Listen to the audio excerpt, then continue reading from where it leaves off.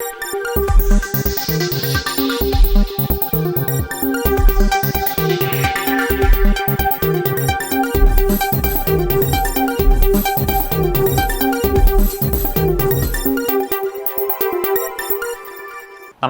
ഇളയോര വിശേഷങ്ങളിലേക്ക് സ്വാഗതം.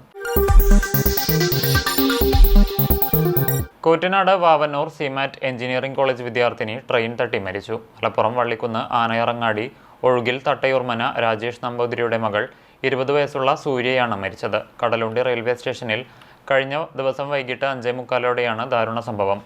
കോയമ്പത്തൂർ ഫാസ്റ്റ് പാസഞ്ചറിൽ കടലുണ്ടി സ്റ്റേഷനിൽ ഇറങ്ങിയ സൂര്യ പാളത്തിലൂടെ 2ാം പ്ലാറ്റ്ഫോമിലേക്ക് കടക്കാൻ ശ്രമിക്കവേ കോഴിക്കോട് ഭാഗത്തു നിന്നെത്തിയ മംഗളൂരു ചെന്നൈ മെയിൽ ഇടിക്കുകയായിരുന്നു. ട്രെയിനിൻ്റെ ഹോൺ കേട്ട് പരിഭ്രാന്തയായി പാളം മാറിക്കയറിയതാണ് അപകടത്തിന് കാരണമായതെന്ന് പരിസരത്തുണ്ടായിരുന്നവർ പറഞ്ഞു. പോലീസും റെയിൽവേ അധികൃതരും നാട്ടുകാരും ചേർന്ന് മൃതദേഹം കോഴിക്കോട് മെഡിക്കൽ കോളേജിലെത്തിച്ചു. Vavanoor Sreepathy institute of management and technology കോളേജിലെ 2ാം വർഷ ബിടെക് വിദ്യാർത്ഥിനിയായിരുന്നു. Mannur CM higher secondary school computer science അധ്യാപിക പ്രതിഭയാണ് മാതാവ്. ആദിത്യൻ സഹോദരനാണ്. പട്ടാമ്പി ടൗണിലെ റോഡ് തകർച്ചയുമായി ബന്ധപ്പെട്ട് വ്യാപാരികളുടെയും ഉദ്യോഗസ്ഥരുടെയും യോഗം മുഹമ്മദ് മുഹസിൻ MLA അധ്യക്ഷതയിൽ ചേർന്നു. മഴ വിട്ടുനിന്നാലുടൻ പ്രവർത്തികൾ തുടങ്ങാനാണ് തീരുമാനം. പട്ടാമ്പി ടൗണിലെ റോഡ് തകർച്ചയും റോഡിന്റെ നവീകരണവുമായി ബന്ധപ്പെട്ടാണ് മുഹമ്മദ് മുഹസിൻ MLA നേതൃത്വത്തിൽ ബന്ധപ്പെട്ട വകുപ്പ് ഉദ്യോഗസ്ഥരുടെയും വ്യാപാരി വ്യവസായി ഏകോപന സമിതി ഭാരവാഹികളുടെയും യോഗം വിളിച്ചു ചേർത്തത്. നിലവിൽ വ്യാപാരി വ്യവസായി ഏകോപന സമിതി റോഡ് തകർച്ചയ്ക്ക് പരിഹാരം കാണണമെന്നാവശ്യപ്പെട്ട് സമരം പ്രഖ്യാപിച്ചിരിക്കുകയാണ്. ഈ സാഹചര്യത്തിൽ കൂടിയായിരുന്നു MLA അധ്യക്ഷതയിൽ യോഗം ചേർന്നത്.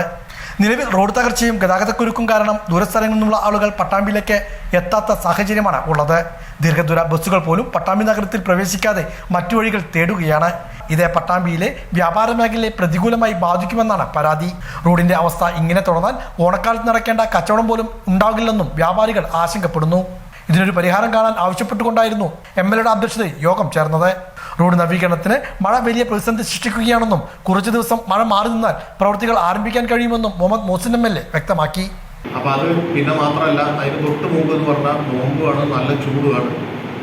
പോസ്റ്റ് മാറ്റുന്നതും ഒരു കണ്ടിന്യൂസ് ആയിട്ട് മാറ്റുമ്പോൾ ചൂടാണ്, ആളുകൾക്ക് ബുദ്ധിമുട്ടാവുന്നുണ്ട് എന്ന് പറഞ്ഞു. അങ്ങനെ തൽക്കാലം അത് മാറ്റി വെക്കാൻ പറഞ്ഞു. പിന്നെ അന്ന് അവസാനം നമ്മളൊരു മീറ്റിംഗ് ഇതുപോലെ കൂടിയപ്പോൾ വ്യാപാരികളുടെ പ്രതിനിധികൾ മീറ്റിംഗ് കഴിഞ്ഞതിൻ്റെ അവസാനം അന്ന് ഇപ്പോഴും നമ്മളെടുത്തത് തൽക്കാലം പെരുന്നാളിൻ്റെ സമയത്ത് ചെയ്യരുതെന്ന് പറഞ്ഞാൽ ഏതാണ്ട് 15 ദിവസം മുതൽ 20 ദിവസം മുതൽ നമ്മൾ വർക്ക് മാറ്റി വെച്ചു. പൈപ്പ് ലൈൻ ഇടണം, ഏകദേശം അത് കൃത്യമായി അറിയാം. 15-20 ദിവസം വരെ മാറ്റി വെച്ചിട്ടാണ് പിന്നെ പൈപ്പ് ലൈൻ ഇടൽ തുടങ്ങി. പൈപ്പ് ലൈൻ ഇടൽ തുടങ്ങി നമ്മൾ ഏപ്രിൽ മാസം ആണ് തുടങ്ങിയത്. ഏപ്രിൽ മാസം ഒരു ഏകദേശം പകുതിയോട് കൂടി അത് ചെയ്യാം. അപ്പോൾ കുടിവെള്ളം മുട്ടാൻ പാടില്ല. ഓരോ ഭാഗമായിട്ടാണ് അവർ ചെയ്തിരുന്നത്. അങ്ങനെ ഒരു ഒറ്റയടിക്കങ്ങ് പൊളിച്ച് ചെയ്യാൻ ഒരുപാട് ഉണ്ടാവുന്നത്. അത് കഴിയുമ്പോഴേക്കിന് നമുക്ക് പോസ്റ്റ് മാറ്റുന്ന പ്രവർത്തനങ്ങൾ ഒന്ന് ചെയ്യാൻ നോക്കുന്ന സമയങ്ങൾ രൂക്ഷമായ വേനലോട് ഫുൾ ടൈം കറണ്ട് ഓഫ് ചെയ്യാനും പറ്റില്ല. അതുകൊണ്ട് പടിയായിട്ടാണ് ചെയ്തിരുന്നത്. പക്ഷെ നമ്മൾ മെയ് അവസാനമായപ്പോഴേക്കും മഴയും പെയ്യും. അന്ന് അതിൻ്റെ ഇടയ്ക്ക് ഉണ്ടായത് പറഞ്ഞാൽ അന്നത്തെ ഏകോപനത്തോടെ ചെയ്തിരുന്ന AXയും മറ്റേ AXയും നമ്മുടെ 2 ടീമും ട്രാൻസ്ഫറായി. നമ്മൾ അന്ന് മാർച്ചിൽ പ്ലാൻ ചെയ്ത് ടീമായിട്ട് വർക്ക് ചെയ്തു. ആ സംഭവം ഒരു ചെറിയ ഡിലേ വന്നു. പക്ഷെ ഒരു കാര്യം മനസ്സിലാക്കേണ്ടത്, വ്യാപാരികളുടെ ആവശ്യാർത്ഥാണ് നമ്മൾ ആ ഘട്ടത്തിൽ നമ്മൾ മാറ്റിവെച്ചത്. വ്യാപാരം മുടങ്ങരുത് എന്നുള്ള കൃത്യമായ തീരുമാനം. കാരണം ഒരുപാട് പേരുടെ കഞ്ഞികുടി AXC എപ്പോഴും എന്നോട് പറഞ്ഞു, നമ്മളത് ആലോചിക്കണം, നമുക്ക് ഒറ്റയടിക്കായിട്ട് മുന്നോട്ട് പോവാം. ഞാൻ പറഞ്ഞു, ഒരുപാട് പേർക്ക് കിട്ടുന്ന വരുമാനമാണ്, അവരുടെ ജീവിതമാണ്, ഒരു സീസണിൻ്റെ സമയമാണ്, ഒരുപാട് പേരുടെ തൊഴിൽ പോകും. അതുകൊണ്ട് എന്താണെങ്കിലും ഈ പെരുന്നാളിൻ്റെ കച്ചവടം മുടങ്ങണ്ട എന്ന് പറഞ്ഞ് 20 ദിവസം അങ്ങനെ നമ്മൾ മാറ്റി വെച്ചു. നഗരസഭാ ചെയർപേഴ്സൺ O ലക്ഷ്മിക്കുട്ടി, വ്യാപാരി വ്യവസായി ഏകോപന സമിതി Pattambi unit president Girish Pattambi, general secretary Santhosh, treasurer Abulais, secretariat അംഗങ്ങളായ EP അബ്ദുൽ ജബ്ബാർ, സത്താർ, ഹനീഫ, സനു, മുജീബ്, KRFB ഉദ്യോഗസ്ഥർ, KCB ഉദ്യോഗസ്ഥർ, വാട്ടർ അതോറിറ്റി ഉദ്യോഗസ്ഥർ, മറ്റു ബന്ധപ്പെട്ടവരും യോഗത്തിൽ പങ്കെടുത്തു. ശക്തമായ മഴയെ തുടർന്ന് ഭാരതപ്പുഴയിൽ ജലനിരപ്പ് ഉയർന്നു. പട്ടാമ്പിയിലും പുഴയിൽ ശക്തമായ കുത്തൊഴുക്കാണ് അനുഭവപ്പെടുന്നത്. തൃത്തല വെള്ളിയാങ്കല്ലിൽ 26 ഷട്ടറുകളും തുറന്നു.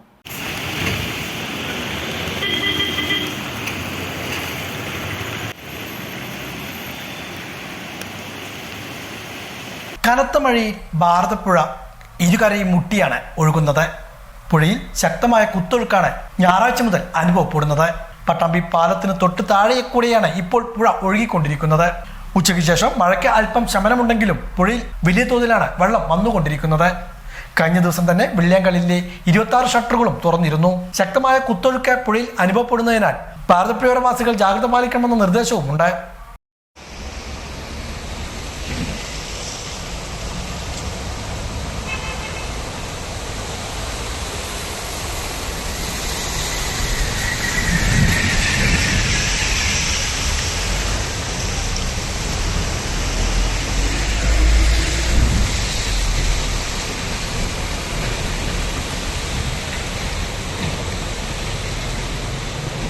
ദിവസങ്ങളായി തുടരുന്ന കനത്ത മഴയെ തുടർന്ന് നീരൊഴുക്ക് വർദ്ധിച്ചതോടെ വെള്ളിയാങ്കല്ല് തടയണയുടെ ഷട്ടറുകൾ ഉയർത്തി. തടയണയുടെ 27 ഷട്ടറുകളിൽ 26 എണ്ണമാണ് തുറന്നത്. നീരൊഴുക്കിലെ വർധനവും ഷട്ടറുകൾ തുറന്ന സാഹചര്യവും കണക്കിലെടുത്ത് പുഴയിലിറങ്ങുന്നവരും തീരപ്രദേശങ്ങളിലുള്ളവരും ജാഗ്രത പാലിക്കണം. കഴിഞ്ഞ ഏതാനും ദിവസങ്ങളായി കനത്ത മഴയാണ് തടയണയുടെ വൃഷ്ടിപ്രദേശങ്ങളിൽ ലഭിക്കുന്നത്. ഇതേ തുടർന്ന് ജലനിരപ്പ് ഉയർന്ന് തീരപ്രദേശങ്ങളിൽ വെള്ളം കയറാതിരിക്കാനുള്ള മുൻകരുതലായാണ് ഷട്ടറുകൾ ഉയർത്തിയുള്ള ജലനിരപ്പ് ക്രമീകരണം. അതേസമയം തകർന്ന സംരക്ഷണ ഭിത്തി ശരിയാക്കാത്തത് മൂലം ഈ ഭാഗത്തുള്ള ഷട്ടർ തുറക്കാനാവാത്തത് ആശങ്ക സൃഷ്ടിക്കുന്നുമുണ്ട്. കൂറ്റനാട് വാവനൂർ അഷ്ടാംഗം ആയുർവേദ കോളേജിൽ നിളയുടെ നാട്ടുവഴികളെന്ന തലക്കെട്ടിൽ സംവാദ പരമ്പരയ്ക്ക് തുടക്കമായി. നിള നദീതീരത്തെ പ്രകൃതിയും മനുഷ്യനും ഉൾച്ചേർന്ന ചരിത്രത്തിന്റെ പഠനമാണ് സംവാദ പരമ്പരയുടെ ലക്ഷ്യം. അഷ്ടാംഗത്തിൽ പ്രവർത്തിക്കുന്ന PR കൃഷ്ണകുമാർ പൈതൃക ജ്ഞാനകേന്ദ്രവും ഫ്രണ്ട്സ് ഓഫ് ഭാരതപ്പുഴയും കോയമ്പത്തൂർ ആയുർവേദ ചികിത്സാലയം ആൻഡ് റിസർച്ച് ഇൻസ്റ്റിറ്റ്യൂട്ടും സംയുക്തമായാണ് സെമിനാറിന് വേദിയൊരുക്കുന്നത്. കല, സംസ്കാരം, വിദ്യാഭ്യാസം, കൈവേലകൾ, ജന്തു സസ്യവൈവിധ്യം തുടങ്ങി 40ഓളം വിഷയങ്ങളിൽ ഊന്നിയാണ് സംവാദ പരമ്പര നടക്കുന്നത്. നിളാതീരത്തെ ആയുർവേദ പാരമ്പര്യം എന്ന വിഷയത്തിൽ നടന്ന ആദ്യ സെമിനാർ അഷ്ടവൈദ്യൻ പുലാമന്തോൾ ശങ്കരൻ മൂസ് ഉദ്ഘാടനം ചെയ്തു. പട്ടാമ്പി അമിയ ആയുർവേദ ആശുപത്രി പ്രധാന വൈദ്യൻ Vinod Krishnan, Sreepathi college principal doctor Smitha Das എന്നിവർ വിഷയം അവതരിപ്പിച്ചു. ആയുർവേദ പാരമ്പര്യം ഒറ്റയ്ക്ക് ഒരു ശാഖയായിട്ട് നിലനിൽക്കുന്നതല്ല. അതിന് മറ്റ് പല മേഖലകളുമായിട്ടും ബന്ധമുണ്ട്. വൈജ്ഞാനിക ലോകവുമായിട്ട് ഏറെ ബന്ധമുള്ളതാണ്.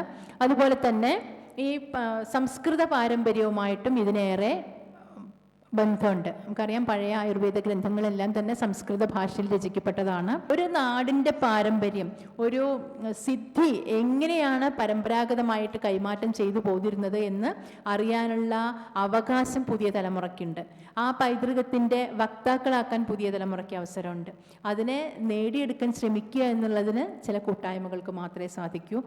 അഷ്ടവൈദ്യൻ Vaidyamadham Subin മോഡറേറ്ററായി.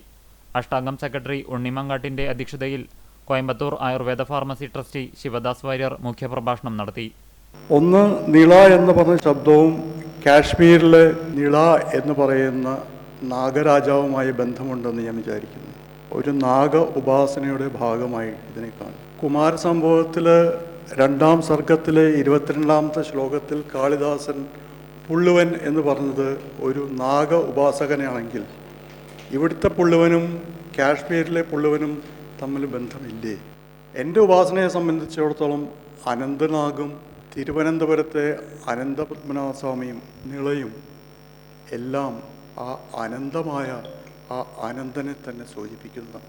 C Rajagopal, Vinod Nambiar, Rajendrababu, doctor A Ramya, doctor Jishnu Narayanan തുടങ്ങിയവർ സംസാരിച്ചു.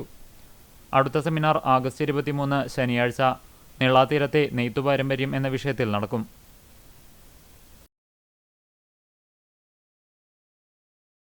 തൃത്താലക്കാരുടെ ഹൃദയങ്ങളെ ഹിന്ദി സിനിമാ ഗാനങ്ങളിൽ ആറാടിച്ച തൃത്താലക്കാരുടെ സ്വന്തം ഗായകൻ അബ്ദുൾ അസീസ് എന്ന അസിക്ക വിടവാങ്ങി. 72 വയസ്സായിരുന്നു. അസുഖബാധിതനായി തൃശൂർ മെഡിക്കൽ കോളേജ് ആശുപത്രിയിൽ ചികിത്സയിലിരിക്കെ ഞായറാഴ്ച രാവിലെയായിരുന്നു അന്ത്യം. ജീവിത പ്രതിസന്ധികൾക്കിടയിലും ഹിന്ദി സിനിമാ സംഗീതത്തെ നെഞ്ചോട് ചേർത്തായിരുന്നു അബ്ദുൾ അസീസിന്റെ ജീവിതം. മുഹമ്മദ് റാഫിയുടെ ഗാനങ്ങൾ അതേ ശൈലിയിലും സ്വരത്തിലും ആലപിച്ചിരുന്ന അസീസിന്റെ പാട്ടുകൾക്ക് നിരവധി ആസ്വാദകരാണ് തൃത്താലയിലുള്ളത്. ജീവിതകാലത്തെ കഷ്ടപ്പാടുകൾക്കിടയിൽ ശാസ്ത്രീയമായി സംഗീതം പഠിക്കാൻ അവസരം ലഭിച്ചില്ലെങ്കിലും പാട്ടുകളുടെ വിശാല ലോകത്തേക്ക് അബ്ദുൾ അസീസ് എന്ന സാധാരണക്കാരൻ നടന്നുകയറി. സൈക്കിളുകളിൽ ഐസ് വിറ്റ് നടന്നിരുന്ന സമയങ്ങളിലെല്ലാം അസിക്കയുടെ ചുണ്ടുകളിലും മനസ്സിലും മുഹമ്മദ് റാഫിയുടെ പാട്ടുകളാകും. റേഡിയോ പോലും സ്വന്തമായി ഇല്ലാത്ത കാലത്ത് സിനിമാ കൊട്ടകകളിലെ കോളാമ്പി മൈക്കുകളിൽ നിന്നുയരുന്ന ഹിന്ദി ഗാനങ്ങൾ കേട്ടുപഠിച്ചായിരുന്നു അസിക്ക പാടിയിരുന്നത്. മുഹമ്മദ് റാഫിയുടെ ആനേസെ ഉസ്കോ എന്ന ഗാനം 1000-ഓളം വിവിധ വേദികളിലാണ് അദ്ദേഹം ആലപിച്ചത്. മന്ത്രി MP രാജേഷിൽ നിന്നുൾപ്പെടെ നിരവധി ആദരവുകളും അനുമോദനങ്ങളുമെല്ലാം അദ്ദേഹം ഏറ്റുവാങ്ങി. അവസാന നാളുകൾ വരെ പാട്ടുകളിൽ സജീവമായിരുന്ന തൃത്താലക്കാരുടെ പാട്ടുകാരൻ അസിക്ക താൻ പാടിയ പാട്ടുകളെ മാത്രം അവശേഷിപ്പിച്ച് ജീവിതത്തിൽ നിന്നും വിടവാങ്ങി. മൃതദേഹം ഞായറാഴ്ച വൈകുന്നേരത്തോടെ തൃത്താല ജുമാ മസ്ജിദ് ഖബർസ്ഥാനിൽ ഖബറടക്കി. സുഹ്റാബിയാണ് ഭാര്യ. റഹിദ, വാഹിദ, സാബിദ, സാജിദ, ജുബൈരിയ, ഉമ്മു ഹബീബ, ഇക്ബാൽ, ലുബ്ന എന്നിവർ മക്കളാണ്.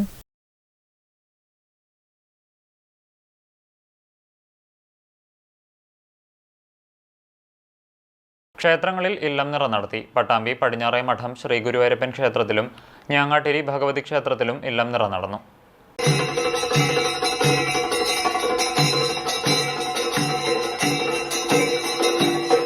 പട്ടാമ്പി പടിഞ്ഞാറേമഠം ശ്രീ ഗുരുവായൂരപ്പൻ ക്ഷേത്രത്തിൽ ഞായറാഴ്ചയാണ് ഇല്ലം നിറ നടത്തിയത്. ക്ഷേത്രം മേൽശാന്തിയുടെ കാർമ്മികത്വത്തിലായിരുന്നു ഇല്ലം നിറ നടത്തിയത്. ക്ഷേത്ര ട്രസ്റ്റി ബോർഡ് അംഗങ്ങളും ചടങ്ങിൽ സന്നിഹിതരായിരുന്നു. ഭക്തജനങ്ങളും പങ്കെടുത്തു. പൂജിച്ച നെൽക്കതിരുകൾ ഭക്തജനങ്ങൾക്ക് വിതരണം ചെയ്യുകയുമുണ്ടായി.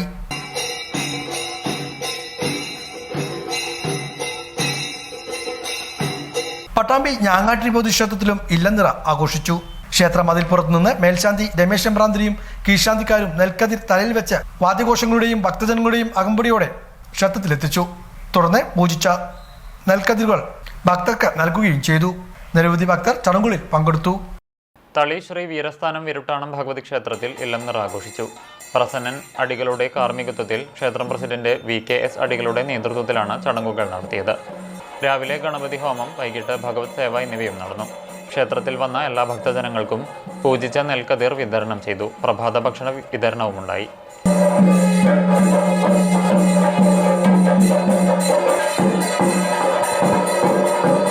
കൊപ്പം ഏറയൂർ തിരുവളയനാട് ഭഗവതി ക്ഷേത്രത്തിൽ ഗജപൂജയും ആനയൂട്ടും നടന്നു. മറ്റ് വിശേഷാൽ പൂജകളും ഉണ്ടായിരുന്നു.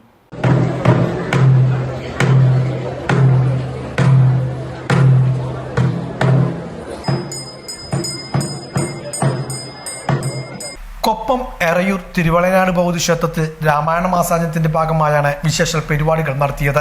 രാവിലെ അഷ്ടദ്രവ്യ മഹാഗണപതി ഹോമത്തോടെ ചടങ്ങുകൾ ആരംഭിച്ചു. തുടർന്ന് ഗജപൂജ, ആനയൂട്ട്, ഔഷധക്കഞ്ഞി വിതരണം, ഭഗവത് സേവ എന്നിവയും ഉണ്ടായിരുന്നു. ക്ഷേത്രതന്ത്രി ഈക്കാട്ടുമന നാരായണ നമ്പൂതിരിപ്പാട് മുഖ്യ കാർമ്മികത്വം വഹിച്ചു. നിരവധി ഭക്തജനങ്ങളും ചടങ്ങുകളിൽ സന്നിഹിതരായിരുന്നു. ഇതോടെ നിളയോര വിശേഷങ്ങൾ സമാപിക്കുന്നു. നമസ്കാരം.